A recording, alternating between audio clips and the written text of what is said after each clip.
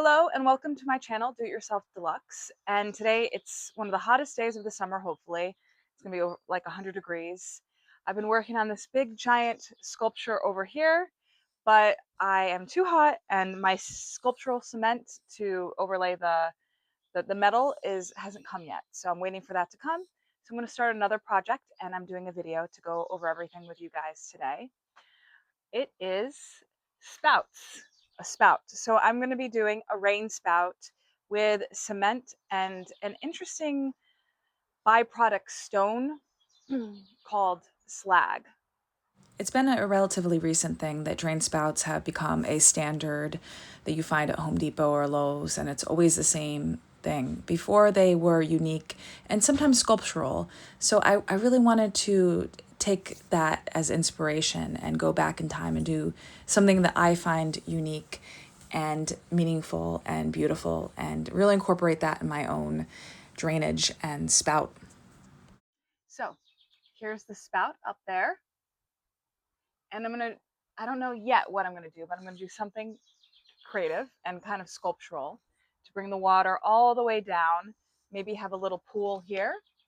And then it goes all the way down to this drainage that I hooked up to go out down the yard to like a little pond. I haven't created the pond yet, but just spouts into the garden for now. And I'm going to be using the slag. So I have all different colors. I'm going to be building up a well around it.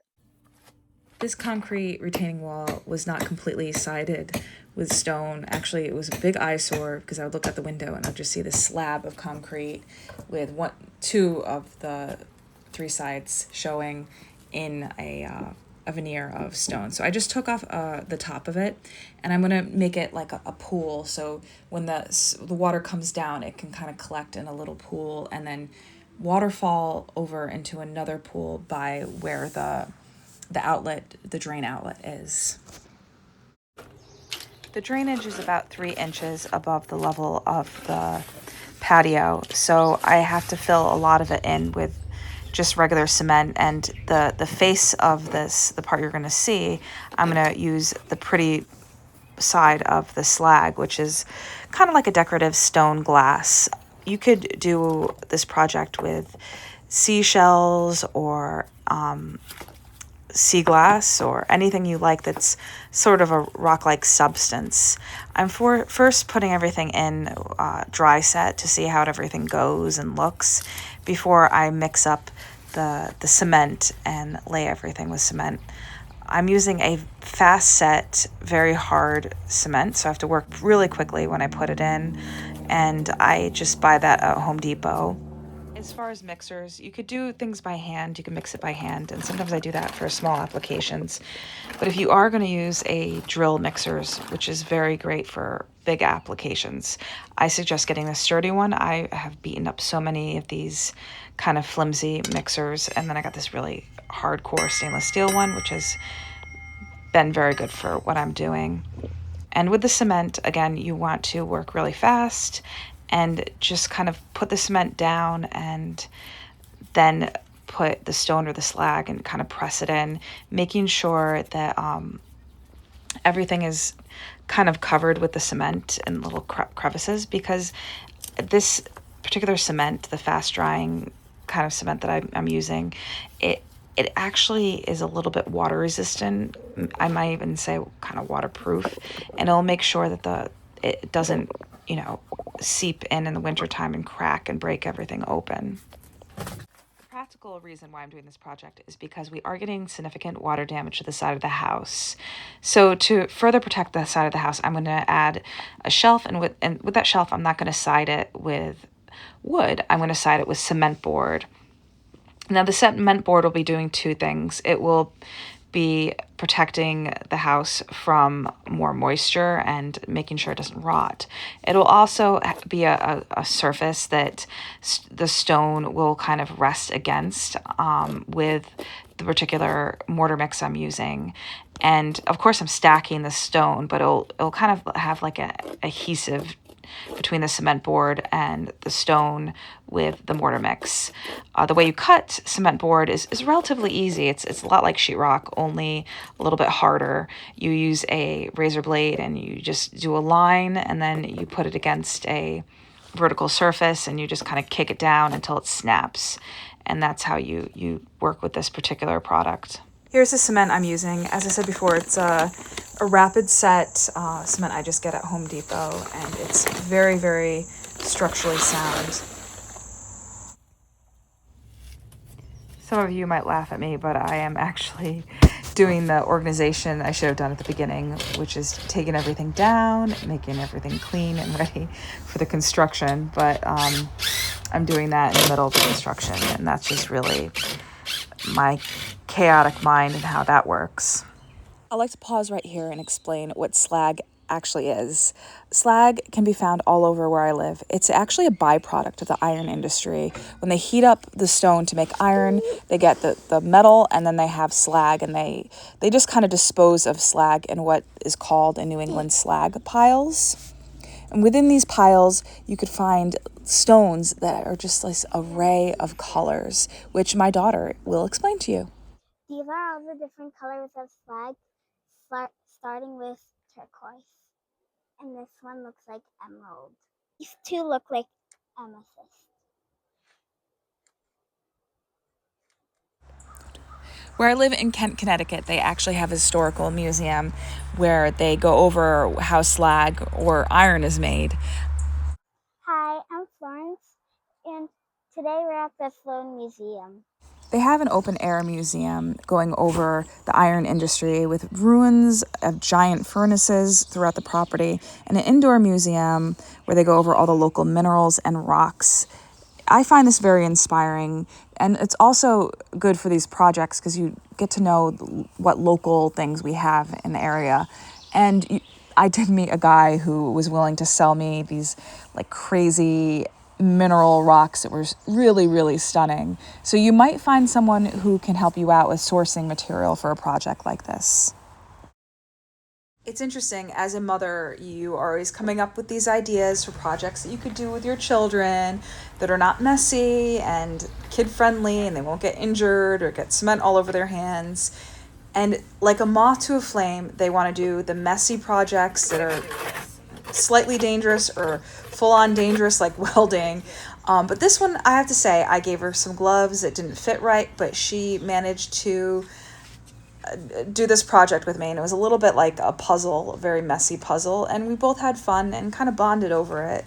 And I don't necessarily recommend to do this with everyone with your kids, but No, don't. as long as I was carefully watching and guiding, it kind of worked out. It is inevitable when they invest in your project that they start giving suggestions like this one Florence gave that actually ended up. I want only a monarch like that, but only here. So it will look like a geode? Okay. So my daughter, she wanted something that looks like a geode. So it's like you just hit this rock and inside is all this beautiful shiny slag. And the shape of it like a moon arch. And I've done many moon arches with usually stone. Some I made with tires, some I made with big wooden molds. And this is definitely a baby size one that I'm using a little teeny bucket to make. But the concept is kind of the same. It's like a rotating clock. So you know, at the 3 o'clock and the 9 o'clock, you are horizontal with the way you position the stones, and then you slowly go up to a vertical position at the 1 and the 12, if that makes sense. So you kind of stagger the stones, and on top, it would be, you know, capping it is called something called a keystone. If you have any desires in seeing these videos of how I've done moon gates of all different sizes, I used a tire and a wooden frame to do them, but the concept is really the same with the bucket. You basically have frames of different sizes and you remove them. Of course, when they're 9 feet tall and you use a wooden frame, they're much harder to remove than a tire, and a bucket, as you will see soon, is very easy to remove. And definitely, if you have a desire to do any of the sizes, I definitely recommend to start with something like a bucket as opposed to a giant wooden frame of epic proportions to do a giant moon gate. I'm gonna pause here for a second. This is not a moon gate or a moon arch. It's like a moon dome, but the concept is kind of the same. And I've done the same with a tire. Again, for any mason who's watching, you're probably supposed to use a frame, but I kind of cheat with this and have done this in the past, and it works on small scales to create a dome by just balancing the rocks, tilting them towards the moon gate, and then if there's any sort of spaces in between, I just fill with cement and little pieces of rock that puzzling together, and it totally works. Countdown. 3, 2, 1. Now pull it out. What? The bucket. You have to pull out the bucket. Gently. Look at that. It's a moon gate. Whoa. It's a little moon gate. Isn't that cool? Do you like the moon gate? Yeah. You want to put water in it to see how it works? Mm-hmm. Put it in the pipe. Is water going in? Is that pretty cool? So the water is going to go, I think I'm going to have it go in like this way. Ooh. Can I see? Yeah. You like the way it looks? No, it's splashing everywhere. Well, maybe if we point it this way or No, point it this way. It's still splashing everywhere. Initially, I thought of having the water come from the top. As you can hear from my daughter's observations, it just kind of splashed everywhere. There was just too much of a drop. So I ended up having the water through the back, and it was just much more calm and trickling. But I didn't really think it was finished, so I added another bucket layer and just did the same thing repeatedly over and over again, moving the bucket until I created really that geode visual I was looking for. After I was done with all the slag, I kind of evened it out with the stone. So I was just showing the inside of the geode effect. And then I left a space in the back for the pipe so I could shove in a pipe from the top. So that was very important.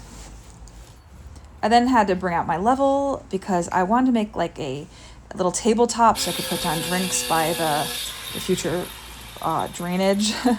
And after that, I got some bluestone that I found in the dump, and my ventilation mask and my angle grinder with a masonry blade. And I just kind of cut the shape I was looking for to create a table using lots of cement, actually mortar mix, a generous thick layer, and just plop that baby on there for my little tabletop.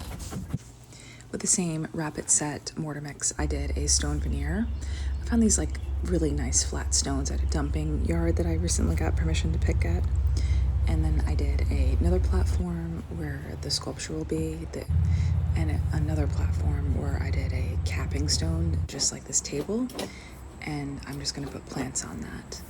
For this whole video, I've been showing what it will look like as far as the water coming through the grotto by using a hose. In the future, it's going to come from my gutter when it rains. To get that water effect, it's going to go through a sculpture, which I decided to do a peacock, and go through this black irrigation line. It's going to be completely covered with a sculpture. It's going to look like it's like eating the water, drinking the water, but the nuts and bolts is going to be that irrigation line. For now, it looks like an eyesore, and I'm trying to cover up with some plants. So this is the finished product for now. I didn't show the shelves and cabinetry I made around it, but here it is. And in the future, there's going to be like I said, a peacock drinking from the gutter that's going to create this fountain effect when it rains out. So I'm done, at least with this part right here. I still need to do the actual peacock, which will be right here drinking from the gutter. So when it rains, it will go through this pipe that will be embedded in the peacock sculpture. And it'll go all the way down and through here like a little waterfall. So as you can see, I've been simultaneously working on my big statue, which I'm going to have a video on that shortly. Kitty came over here to look at the fountain. And yeah, so if you like these kind of videos and you want to see the peacock fountain and the rest of this project, please follow this channel, Do It Yourself Deluxe. I also have an Instagram, which is Wandering Peacock House. It's on TikTok as well under the same name. So see you in the next one.